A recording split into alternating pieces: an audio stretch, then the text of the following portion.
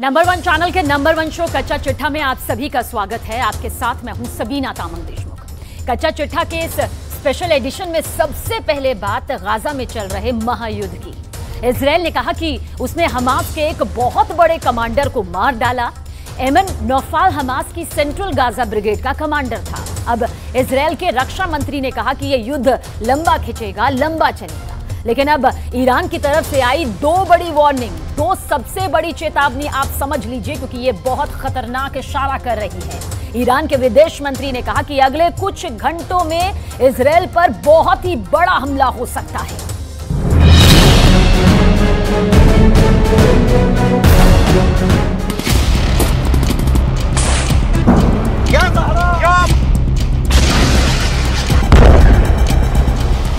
ये Lebanon Syria का border है और सामने इजराइल के टावर हैं।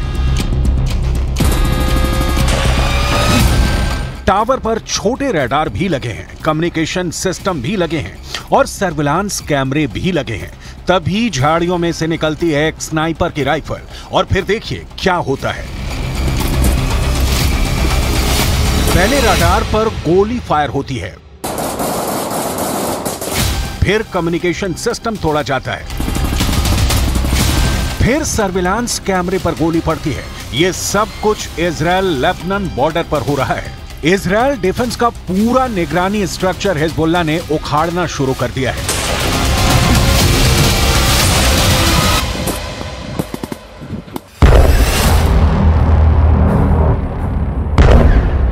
लेकिन इसके बाद जो होता है वो नेतन्याहू को डरा देगा। ये हनीता बॉर्डर पॉइंट है। यहां एक मिसाइल निकलती है और सीधे बॉर्डर पर खड़े इजराइल के मरकावा टैंक को फोड़ देती है। एक बार देखिए हमला कैसे होता है।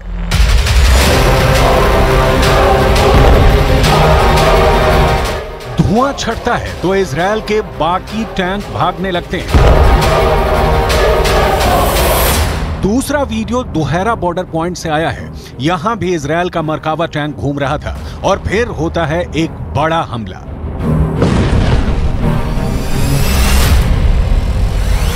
Hezbollah anti tank missile fire करता है। मिसाइल टैंक की तरफ बहुत तेजी से बढ़ती है और इजराइल के मरकावा में बहुत बड़ा धमाका होता है।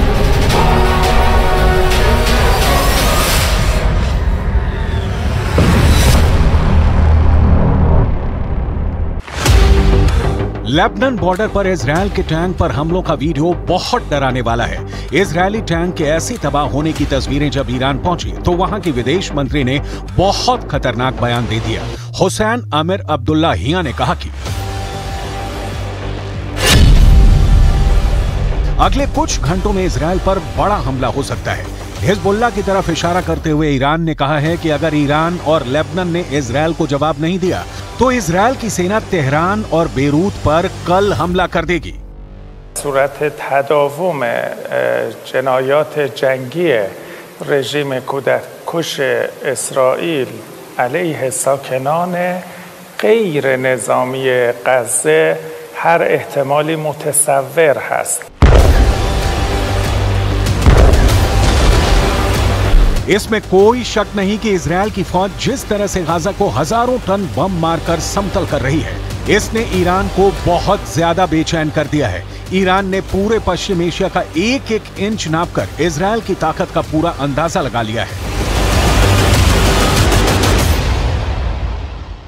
इजराइल और लेबनान बॉर्डर पे बहुत कुछ ऐसा हो रहा है जो युद्ध को गाजा बॉर्डर से निकालकर इजराइल और लेबनान के बॉर्डर तक ले जाए और हिजबुल्लाह से एक नया फ्रंट खोल दे।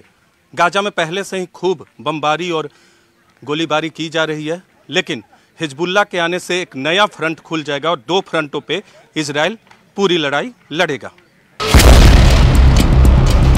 इजराइल पर हमले का खतरा इसलिए बढ़ गया है क्योंकि ईरान के supreme leader Ayatollah Ali Khamenei ने अमेरिका तक को चेतावनी जारी कर दी है। अली खामनेई ने कहा है कि अगर गाजा में इजराइल के जुल्म खत्म नहीं हुए तो दुनिया की कोई ताकत मुसलमानों को रोक नहीं पाएगी। हमास के हमले के बाद ईरान ने इस वक्त अपने मिलिशिया गुटों और मित्र देशों को एक्टिव कर दिया है। सऊदी अरब, जॉर्डन और मिस्र से भी इजरायल को कड़वे शब्द ही मिले हैं। इस वक्त हिजबुल्ला भी एक्टिव है, इस वक्त सीरिया भी एक्टिव है, इस वक्त इराक में ISIS का खात्मा करने वाली फोर्स हश्द अल शाबी भी तैयार है, इस वक्त यमन भी एक्टिव है।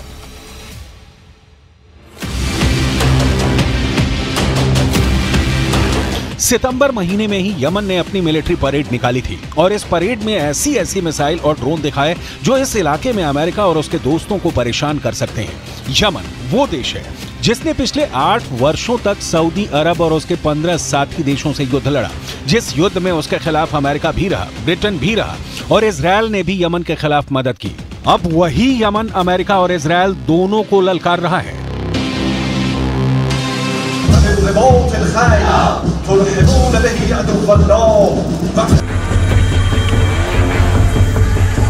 युद्ध की ऐसी ललकार, ऐसा गुस्सा, आप इस इलाके को पश्चिम एशिया कहकर बुलाइए, इसे खाड़ी कहिए या फिर मिडिल ईस्ट, नाम कितने भी हों, लेकिन इस वक्त यूक्रेन के बाद दुनिया का सबसे खतरनाक इलाका कोई है तो वो यही जमीन है। पिछले 4 दशकों से यह इलाका युद्ध देख रहा है।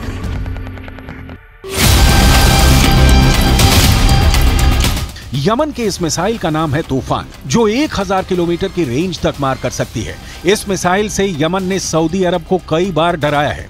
इजरायल को भी लगता है कि यमन को ऐसे और हथियार मिल सकते हैं और फिर वो उसके लिए खतरा बन जाएंगे। ईरान भी यही डर फैलाना चाहता है। जाहिर है कि इजरायल के लिए ये एक नया फ्रंट साबित हो रहा है। अब गाजा के धमाकों ने हिजबुल्ला के साथ ईरान को युद्ध में कूदने के लिए तैयार कर दिया है। इसलिए इजरायल और अमेरिका के खिलाफ उसका युद्ध किसी भी वक्त शुरू हो सकता है। آمریکایی‌ها همونطور که گفتم پیام‌هایی رو میدن، به ما هم پیام دادن. پیامشون به ایران شامل تأکید بر خویشتن‌داری و عدم گسترش جنگ بود. ما به آمریکایی‌ها پاسخ میدهیم که ما به دنبال گسترش جنگ نیستیم، اما خویشتن‌داری نمیتونه یک جانبه باشه. شما نمیتونید به حزب الله لبنان توصیه بکنید خویشتن‌داری بکنه، بعد به نتانیاهو بگویید دست شما رو باز میگذاریم، هر جنایتی رو میخوای علیه غیر نظامیان انجام بدهید. इजरायल का दावा है कि हिजबुल्ला के पास करीब 1.5 लाख रॉकेट हैं, जिसके टारगेट पर इजरायल है। 1.5 लाख रॉकेट क्या कर सकते हैं, इसका अंदाजा इस बात से लगाइए। 7 अक्टूबर को हमास ने इजरायल पर एक साथ 5000 रॉकेट दागे, जिसकी वजह से इजरायल का आयरन डोम भी पूरी तरह से नाकाम हो गया। सवाल यह है कि अगर ईरान इजरायल पर हमला करता है तो फिर क्या होगा? ऐसे हालात में अमेरिका क्या करेगा? क्योंकि ईरान के आसपास अमेरिका के इतने मिलिट्री अड्डे हैं जहां से ईरान के खिलाफ हमले लॉन्च किए जा सकते हैं। इसलिए कोई शक नहीं कि गाजा में युद्ध के साथ साथ अब इजरायल से पहले उसने अमेरिका के फौजी अड्डों को अपने टारगेट पर ले लिया है।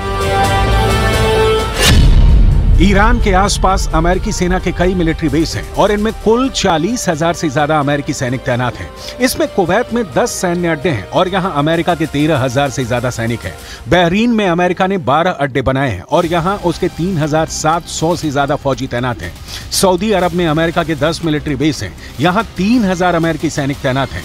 ओमान में अमेरिका के 6 अड्डे हैं, यहां उसके 600 सैनिक तैनात हैं।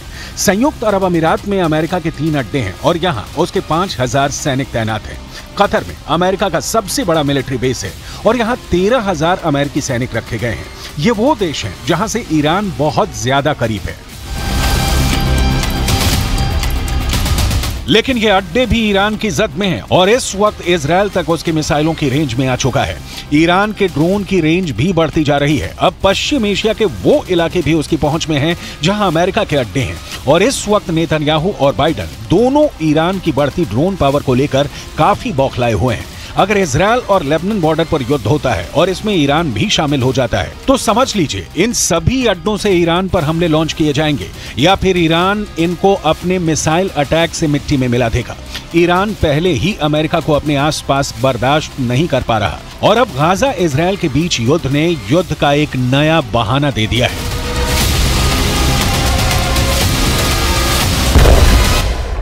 महाजंग के बीच अमेरिका के प्रेसिडेंट जो बाइडेन इजरायल पहुंच रहे हैं, लेकिन इजरायल यात्रा से पहले जो बाइडेन की ट्विटर पोस्ट इंटरनेशनल हेडलाइन बन गई। बाइडेन का कहना है कि इस्लामोफोबिया नफरत से ही जुड़ा हुआ है, यहूदी विरोधी भावना नफरत से जुड़ी हुई है। सवाल यह है कि तेल अवीव पहुंचकर बाइडन युद्ध को क्या और भड़काने वाले हैं या फिर युद्ध विराम करवाने वाले हैं, क्योंकि बाइडन इजराइल के बाद जॉर्डन जाने वाले हैं, जहां वो मिस्र और फिलिस्तीन के राष्ट्रपतियों से भी मुलाकात करेंगे।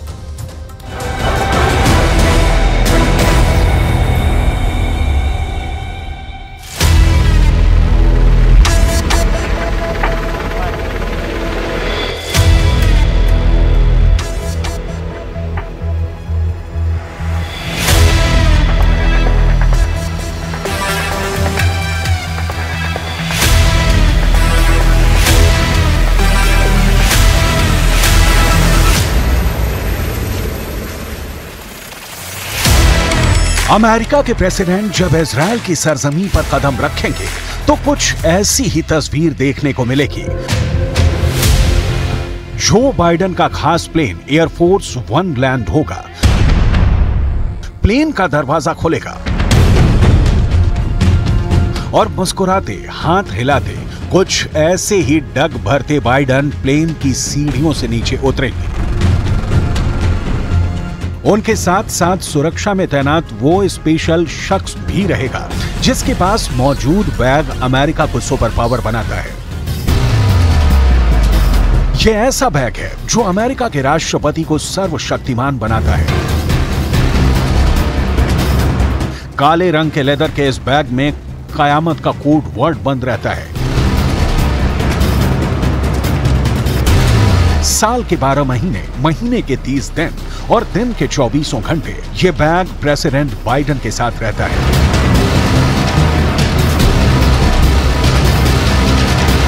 क्योंकि इस बैग में अमेरिका के सभी परमाणु बमों का बटन रहता है।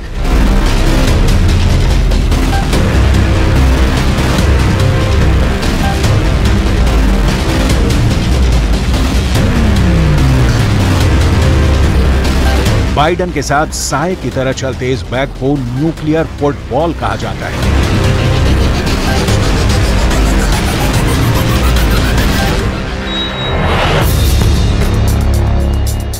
एक ऐसा फुटबॉल जो चंद मिनटों में अमेरिका के 6000 से भी ज्यादा एटम बम को पूरी दुनिया में तबाही मचाने के लिए लॉन्च कर सकता है। वही न्यूक्लियर फुटबॉल बाइडन के साथ इजराइल पहुंचने वाला है।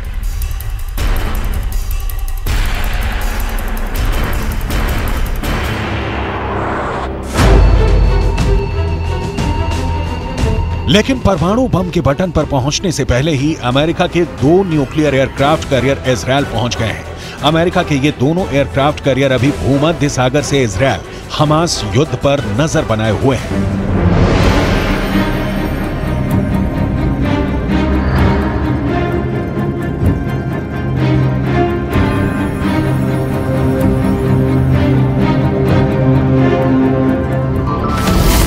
अमेरिका ने जिन 2 एयरक्राफ्ट कैरियर को इजराइल की मदद के लिए भेजा है उनके नाम हैं यूएसएस जेराल्ड आर फोर्ड और USS Eisenhower. USS Gerald R Ford के साथ 12 स्ट्राइक ग्रुप होता है, वहीं यूएसएस आइजनहावर के साथ 2 स्ट्राइक ग्रुप होता है जो हमला करने में मास्टर होते हैं। इनके साथ मिसाइलों से लैस और भी कई घातक युद्धपोत भूमध्य सागर में इजराइल के पास पहुंचे हैं। इसके साथ मिसाइलों से लैस जहाजों का पूरा बेड़ा चलता है।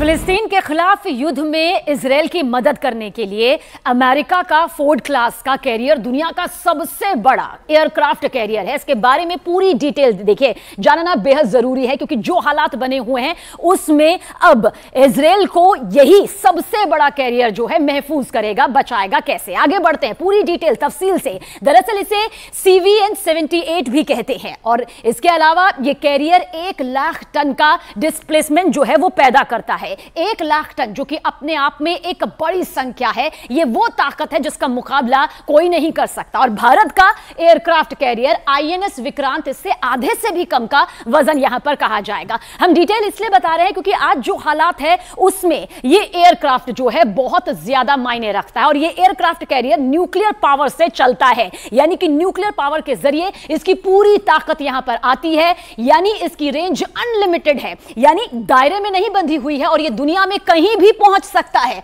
अब रफ्तार भी आप जान लीजिए। दरअसल ये एयरक्राफ्ट कैरियर 56 किलोमीटर प्रति घंटे की बेहद तेज रफ्तार, वो रफ्तार जो कि समंदर में अपना आधिपत्य, अपनी ताकत जमा सकती है। ये कैरियर बहुत अच्छी रफ्तार इसकी यहां पर कही जाएगी, क्योंकि 56 किलोमीटर प्रति घंटे की रफ्तार अपने आप में बेहद तेज यहां पर हो जाती है। और इस कैरियर पर करीब 3000 नौसैनिक जो है वो तक तैनात किए जाते हैं। यानी दुश्मनों के लिए बहुत बड़ा टारगेट ये बन जाता है और बन सकता है, क्योंकि 3000 नौसैनिक का यहां पर होना अपने आप में महाताकत इसकी बताता है। आगे बढ़ते हैं आगे और इस डिटेल को बेहद गौर से देखिएगा। इस एयरक्राफ्ट कैरियर पर 90 विमान, सुनिए आप 90, ये संख्या बहुत ज्यादा बड़ी होती है, और हेलीकॉप्टर भी इसमें तैनात किए जा सकते हैं। यानी कि वो ताकत जिसका मुकाबला कोई नहीं कर सकता है, ये महामुकाबले के लिए पूरी तरह से तैनात और तैयार रहती है। आगे बढ़ेंगे तो 75 सिर्फ लड़ाकू विमान है। यानी कि जो लड़ाकू विमान आप यहां पर देख रहे हैं उनकी संख्या 75 है। अभी इस एयरक्राफ्ट कैरियर पर सुपर हॉर्नेट विमान तैनात है। सुपर हॉर्नेट और F-35 इसका तैनात होना अपने आप में बताता है कि किस तरह से F-35 स्टेल्थ फाइटर भी ये ऑपरेट कर सकते हैं, चला सकते हैं, और उनको पूरी तरह से तैनात करने की यहां पर तैयारी की जा रही है। तो ये है इसकी महाताकत।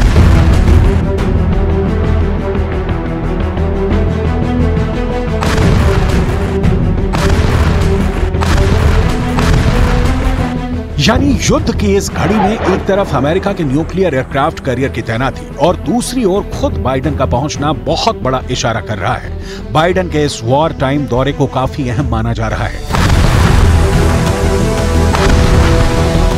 युद्ध में इजरायल को अमेरिका का पूरा समर्थन है।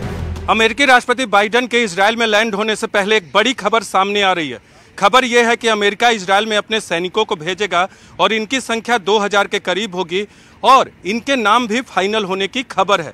वॉल स्ट्रीट जर्नल की रिपोर्ट के मुताबिक ये सैनिक युद्ध नहीं लड़ेंगे इजरायल में, बल्कि इजरायल की सेना को सपोर्ट और सुझाव देने का काम करेंगे। अमेरिकी सैनिकों के इजरायल पहुंचने से पहले तेल अवीव पहुंचकर बाइडेन इजरायल के प्रधानमंत्री बेंजामिन नेतन्याहू से मिलेंगे, इजरायल की सुरक्षा का भरोसा देंगे और हमास के खिलाफ छिड़े युद्ध की जानकारी लेंगे। लेकिन बाइडेन का यह दौरा उनकी सुरक्षा एजेंसियों के लिए चुनौतियों से भरा हुआ है। वजह हमास की तरफ से इजरायल में हो रहे रॉकेट हमले।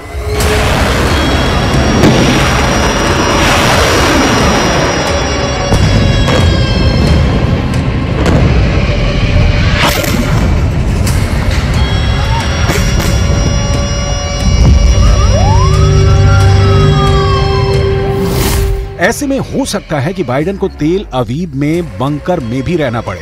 बंकर में ही बेंजामिन नेतन्याहू से बाइडेन की बातचीत हो, बंकर में ही मीटिंग कर बेंजामिन नेतन्याहू बाइडेन से अपनी मांगों को मनवाने की कोशिश कर सकते हैं। सवाल है, आखिर ऐसी आशंका क्यों जताई जा रही है कि इजरायल पहुंचने के बाद बाइडेन को बंकर में मीटिंग करनी पड़ सकती है? जवाब आपको सोमवार यानी 16 अक्टूबर को तेल अवीव में इजरायली संसद के शीत सत्र से पहले दिन के इस वीडियो को देखकर मिल जाएगा।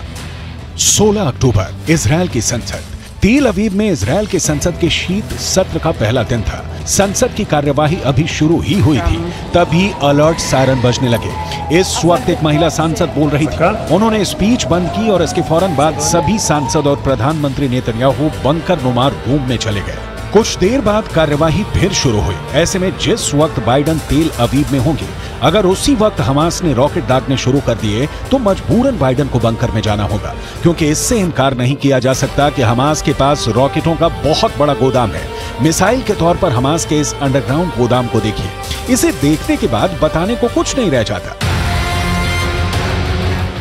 देखिए गाजा की जमीन के अंदर सुरंगों में कैसे हमास ने अपनी मिसाइलों को लगा रखा है। इस वीडियो में भी दिखाया गया है कि हमास कैसे इन मिसाइलों को युद्ध में लॉन्च करता है। ये वीडियो जारी कर हमास ने न सिर्फ इजराइल को बल्कि अमेरिका को भी चेतावनी दी है। चेतावनी ये कि हमास के पास हथियारों की कोई कमी नहीं है, ना तो इसके पास रॉकेट लॉन्चरों की कमी है और ना ही मिसाइलों की।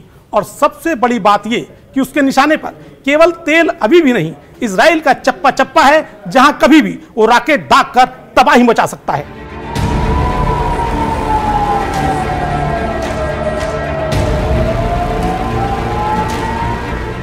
इजरायल को भी हमास के हथियारों के बारे में जानकारी है। इजरायल की फौज हमास के खिलाफ जमीनी कार्रवाई की तैयारी पूरी कर चुकी है। गाजा में घुसकर हमास के सर्वनाश का ब्लूप्रिंट तैयार कर चुकी है। सिर्फ उसे सरकार से हरी झंडी का इंतजार है। इजरायल चाहता है कि अमेरिका हमास के खिलाफ ऑपरेशन में उसकी मदद करे। बेंजामिन नेतन्याहू ने अमेरिका से $10 बिलियन की मिलिट्री मदद मांगी है। इसके लिए नेतन्याहू बाइडेन को मनाने की पूरी कोशिश करेंगे। इसके साथ ही नेतन्याहू गाजा में जमीनी कार्रवाई के लिए समर्थन की मांग करेंगे।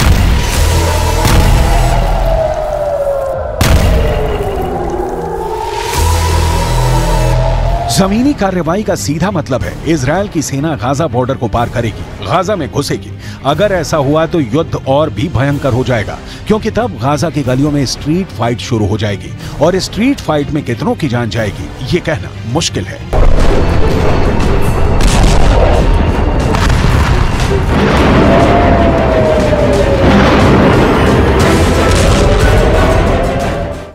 गाजा की हालत यह है कि अब लोग समंदर का खारा पानी पी रहे हैं। अस्पतालों में जनरेटर का ईंधन भी खत्म हो गया है। 24 घंटे में एक आदमी के पास खाने के लिए औसतन आधी रोटी महज बाकी है।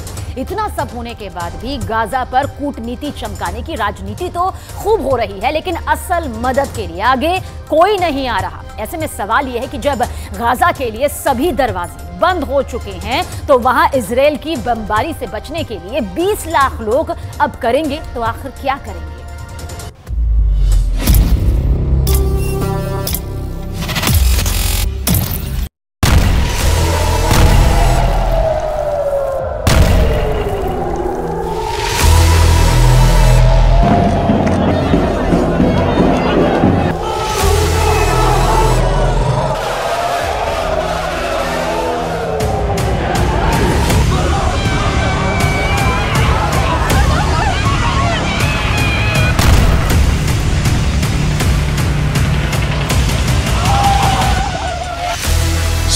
अक्टूबर को हमास ने जो किया उसका असर अमेरिका के अंदर भी नजर आ रहा है।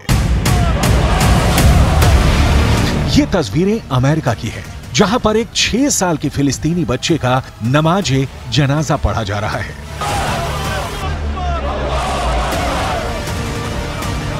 ये 6 साल का बच्चा एक अमेरिकी नागरिक के यहां किराए पर अपनी मां के साथ रह रहा था, लेकिन इस बच्चे को उसी के 71 साल के बुजुर्ग ने चाकू से 26 वार करके मार डाला।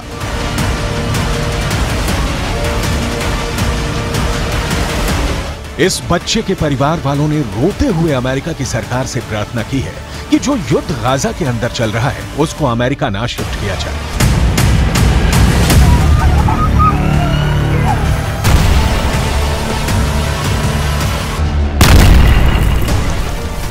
I just want to tell the whole world that we live in a country called the USA.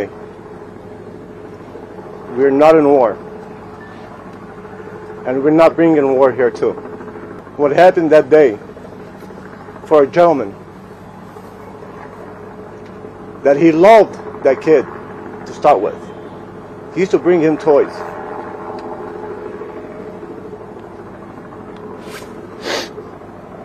Now I want to ask anybody here, a 71-year-old man sitting on top of a 6-year-old kid, stabbing him more than 26 times, and he was looking in his eyes. You tell me, is that exaggeration? You tell me what type of man he can do that. Hamas के हमले और फिर Israel के क्रूर बदले ने पूरी दुनिया को हिलाकर रख दिया है। फ्रांस के अंदर एक टीचर और उसकी 2 बच्चों की मौत एक 20 साल के चेचन मूल के शख्स ने कर डाली है। और चीन के अंदर भी इजरायल के एक डिप्लोमेट पर हमला हुआ है। इजिप्ट में भी 2 यहूदियों के आतंकी हमले में हत्या हुई है। हमास के नफरती तूफान ने पूरी दुनिया को धर्म युद्ध में झोंक दिया है और सबसे बुरा हाल गाजा का हो गया है।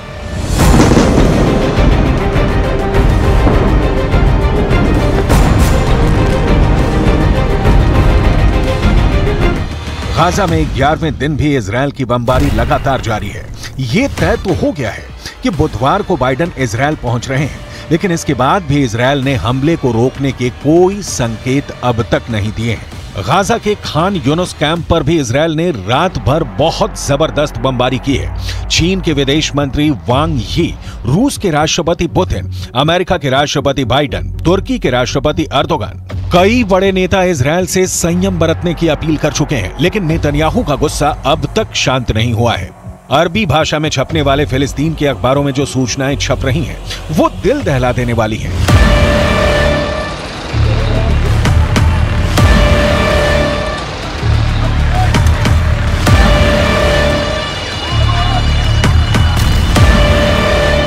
फिलिस्तीन न्यूज नाम की एक न्यूज वेबसाइट ने दावा किया है कि अब तक गाजा पट्टी के अंदर 7,000 इमारतें टूट चुकी हैं और 10,000 से ज्यादा फ्लैट्स बर्बाद हो चुके हैं। गाजा के लोगों का हाल क्या है, आगे आप उनके बयान भी देखेंगे, लेकिन सबसे पहले बात होगी उस भूख की जिससे गाजा के लोग परेशान हैं।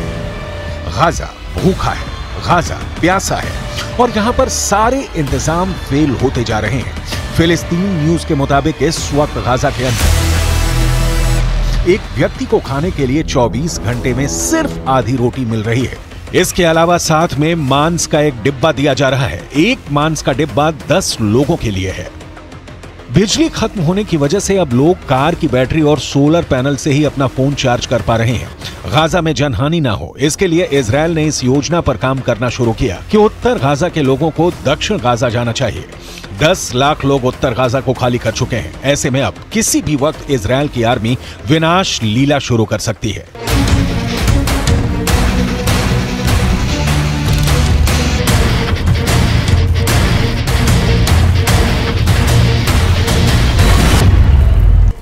सबसे ज्यादा दुर्भाग्यपूर्ण स्थिति यह है कि संयुक्त राष्ट्र का कार्यक्रम भी लोगों को राहत पहुंचाने में पूरी तरह से फेल साबित हो रहा है।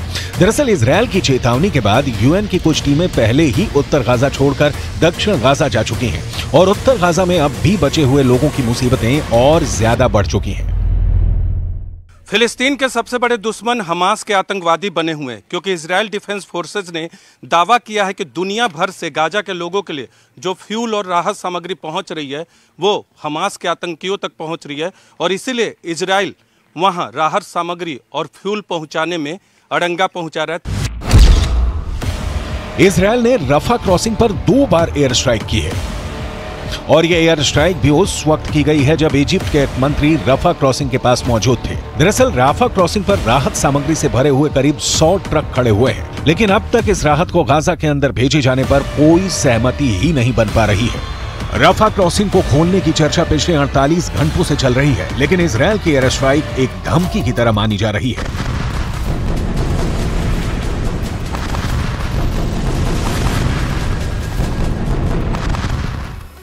फिलिस्तीन न्यूज वेबसाइट ने यह समाचार छापा है कि गाजा के अंदर कई ऐसे मुस्लिम परिवार हैं जो कि दक्षिण गाजा नहीं जा रहे हैं और उत्तर गाजा पट्टी में ही मौत का सामना करने के लिए तैयार हैं। खान यूनुस के एक ऐसे ही परिवार को बमबारी झेलनी पड़ी है। इस परिवार के कई लोगों की मौत हो गई है। नमाज जनाजा पढ़ने के बाद इस हमले में मारे गए बच्चों को भी आखिरी अलविदा कह दिया गया।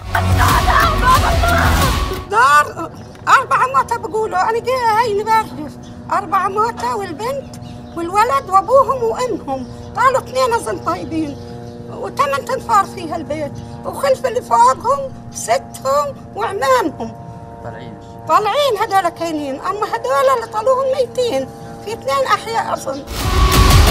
हालात ये है कि खान यूनुस कैंप पर रात भर जिस तरह की खतरनाक बमबारी इजरायल के विमानों ने की है, यहाँ के खान यूनुस अस्पताल में एम्बुलेंसों की लाइन लगी हुई है जिसमें घायलों को इलाज के लिए ले जाया गया है। अस्पतालों में भी इलाज कब तक होगा, क्योंकि यहाँ पर भी बिजली नहीं है और जनरेटर फ्रिज भी बंद होने की कगार पर है। पानी की कमी की वजह से अब यहाँ लोग खारा पानी पीने के लिए मजबूर हैं, जिससे और भी ज्यादा बीमारियां फैलने की आशंका जताई जा रही है।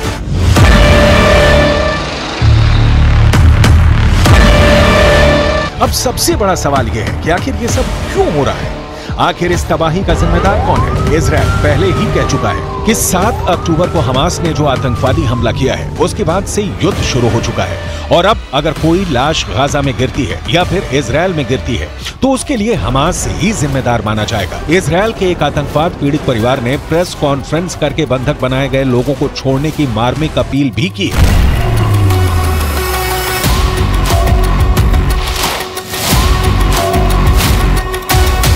She looks very terrified. She looks like she's in big pain. I can see that she's saying what they tell her to say, but I can see that she's stable. I can see she needs medical care. I don't know if she's dead or alive until yesterday.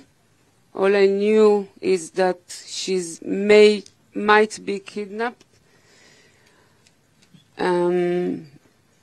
I'm begging the world to bring my baby back home. She only went to a party, to a festival party, to have some fun.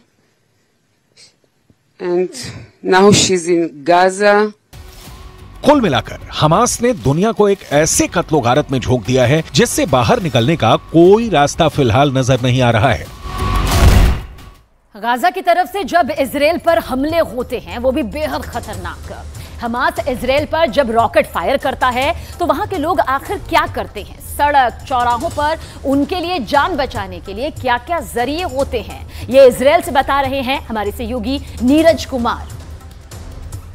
Hamas Gaza की तरफ से लगातार Israel के दक्षिणी शहरों पर एक के बाद हजारों की संख्या में हमले कर रहा है मिसाइल से, तो सवाल उठता है कि लोग अपने आप को बचाते कैसे हैं। इस वक्त हम लोग जेरोस शहर में, जो कि सुनसान पड़ा है, शहर में कोई नहीं है इक्का दुक्का लोगों को छोड़ के, लेकिन इस वक्त हम लोग एक बस स्टैंड पे हैं और बस स्टैंड के बगल में हम वो स्ट्रक्चर आपको दिखाते हैं जो हमास के मिसाइलों से लोगों को बचाता है, इजराइल के दक्षिणी शहर के लोगों को बचाता है। ये बंकर है, ये बाहर में बंकर में होता है। ज्यादातर सार्वजनिक स्थलों के बगल में यहाँ बस स्टैंड है, लोग बस पकड़ने के लिए खड़े रहते हैं, इसलिए ये बंकर यहाँ बनाया गया। जब भी मिसाइल अलर्ट आता है लोग भागकर इसी बंकर में आ जाते हैं। ये बंकर कंक्रीट का होता है, कंक्रीट का, और मिसाइल जो हमास की तरफ से छोड़ा जाता है उसका असर इस पर नहीं होगा। इधर देख सकते हैं, यहाँ कम से कम 15 से 20 लोग इसमें एक साथ रह सकते, क्योंकि कम आबादी वाले शहर है तो बहुत ज्यादा लोग सड़कों पे नहीं होते एक वक्त में, ज्यादातर सार्वजनिक स्थलों के बीच में इस तरह का स्ट्रक्चर बना होता है। ये कंक्रीट का है, ये कंक्रीट का बना हुआ है, और ये बीच में एक दीवार होती है ताकि स्प्लिंटर, जब मिसाइल फटे, रॉकेट फटे तो स्प्लिंटर इसके बाद इधर ना आवे। इसके अलावा करम आप अंदर रहिए, इसके अलावा ये एक गेट भी बना होता है, लोहे का गेट होता है, बंद कर देते हैं लोग। बंद कर देने से कोई भी स्प्लिंटर अंदर नहीं आ पाता। तो इस तरह के बंकर ऊपर में बने होते हैं। आमतौर पे बंकर जमीन के अंदर बने होते हैं, लेकिन इस तरह के बंकर सार्वजनिक स्थलों पे ऊपर बने होते हैं। और जो घर होते हैं, घरों में अंडरग्राउंड बंकर बने होते हैं कि अगर मिसाइल गिरे तो लोग अंदर जाकर छुप जाए। तो इस तरह के बंकर और सेफ जोन, इसे सेफ जोन कहा जाता है। हम भी कई बार रिपोर्टिंग के दौरान जब मिसाइल अलर्ट हुआ है तो इन्हीं बंकरों में जाकर अपने आप को सुरक्षित किया है और अपनी जान बचाई है। तो